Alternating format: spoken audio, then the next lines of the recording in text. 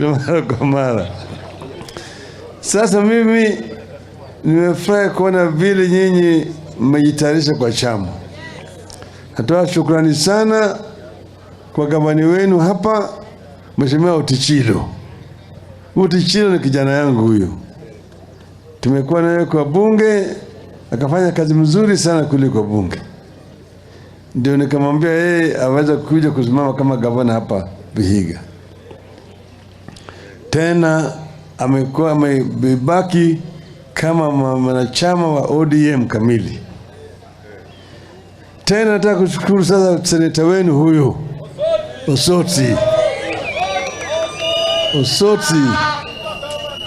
Osoti alikuwa kule kwa ANC, wakamdhulumu yeye. Nikamwambia wewe wachana na hiyo mambo ya ANC, ingia kwa chungwa. Sema ingia kwa chungwa.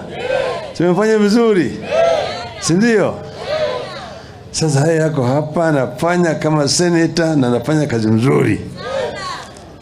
Wanasema nyota nzuri inaonekana alfajiri, sio? Ndio. Sasa mimi naona hata Alada vile anajaribu hapo. Nyinyi ndio mtaamua, sio? Nyinyi mtaamua. Lakini kwa wakati huu kitu muhimu ni kujenga chama chetu cha ODM. Hata Alada vile ni mtu yangu sana. Yeye ni mwenyekiti wetu wa kule Nairobi, nimefanya kazi nzuri kule Nairobi sana. Sasa chama ndio ngao yetu. Chama ndio nguzo yetu.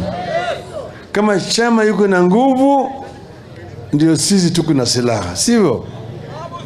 Mnaona wale jamaa ambaye walichukua hivyo ushindi wetu, wameshinda kufanya kazi.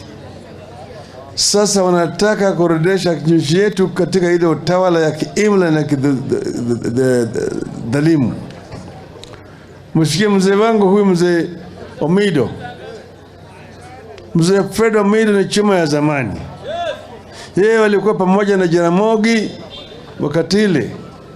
Dennis Akumu walikuwa naye. Hata Tomboya walikuwa naye wakati ile wa Beberu.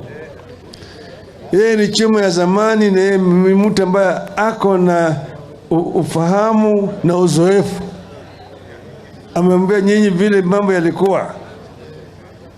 And then they say the more things change is the more they remain the same. Sio? Ameambia nyinyi vile walikuwa wanapelekwa kwenye ikulu kufanya uchaguzi wa kotu. Na wakifanya uchaguzi wanaambiwa hamjafanya vizuri.